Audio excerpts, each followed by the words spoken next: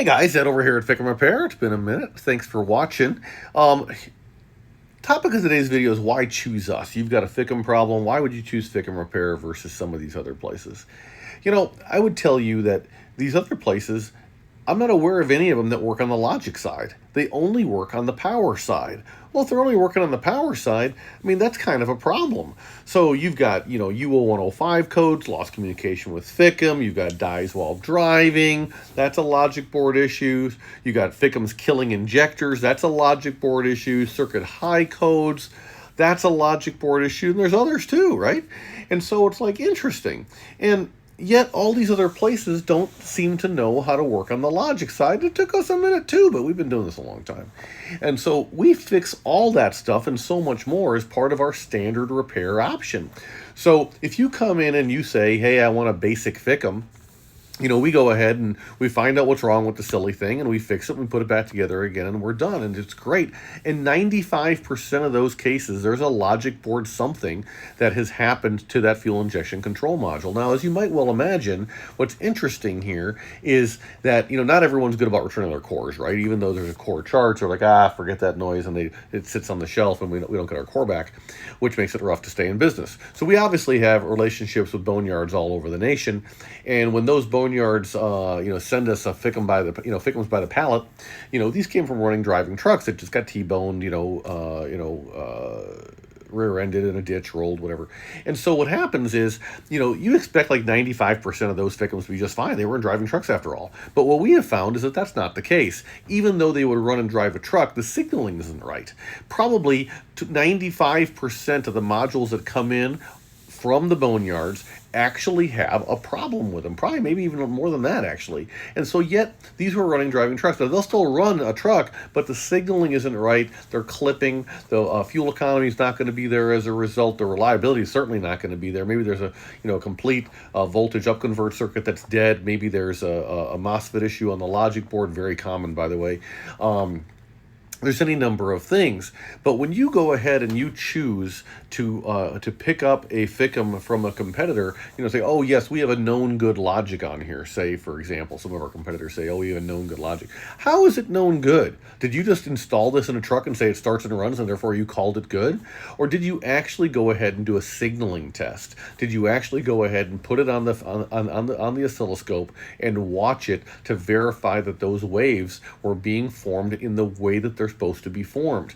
And so by cylinder, so 1 through 8, all of them, and the firing orders are the delay is correct between them and all this kind of stuff, or are you just saying, oh, if it runs in a truck, it must be good? And so I would tell you, if it runs in a truck, it must be good. No, that FICM probably has a problem with it. And so it's like, yeah, it's working, but it's working how well? How completely is it working? That's the question of the hour. And so why choose us? Because we natively work on both sides as part of even our most basic of repairs.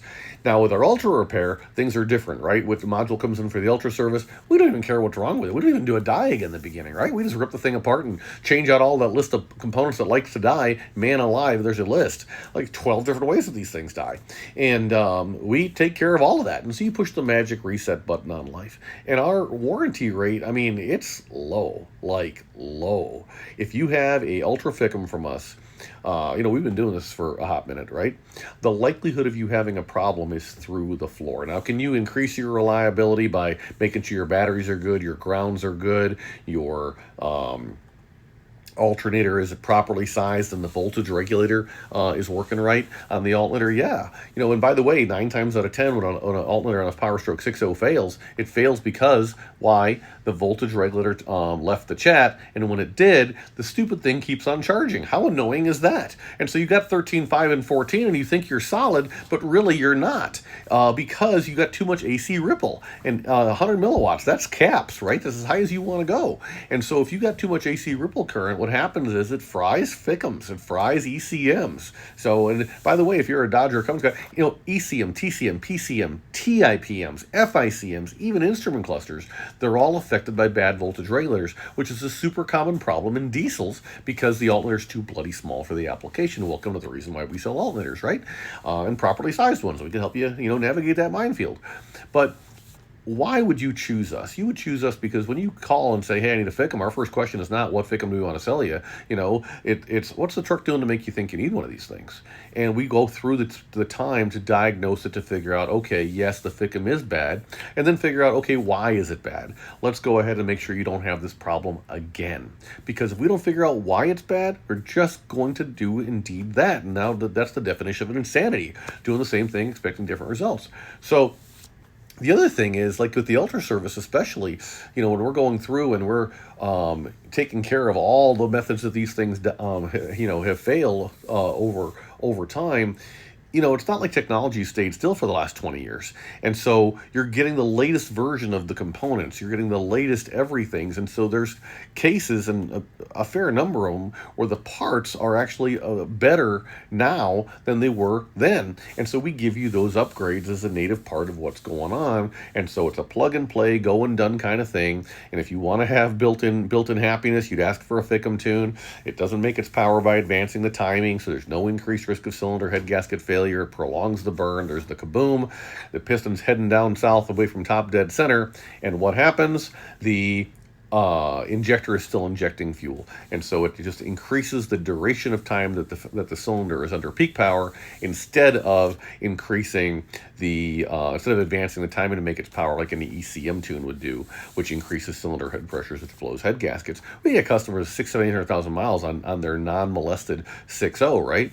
So the people that have constant head gasket problems, usually the people that driving them like 17-year-olds, or they're running some crazy tune, or they're letting their oil temps get too high. So this is an incredibly reliable platform. It's just a question of how you handle it. But as far as the FICM is concerned, there's not a single component in there that's rated for less than the equivalent of 1 million miles, and yet these things fail all the time. They fail due to environment. So if you go ahead and you keep your environment up, you don't subject them to inadequate supply side voltage from bad batteries, weak alternators, cranking the living bejesus out of them, following high pressure oil system work. You should be using the remote start engagement wire instead. As long as you do that, you won't have to become my customer. So heed this warning, right?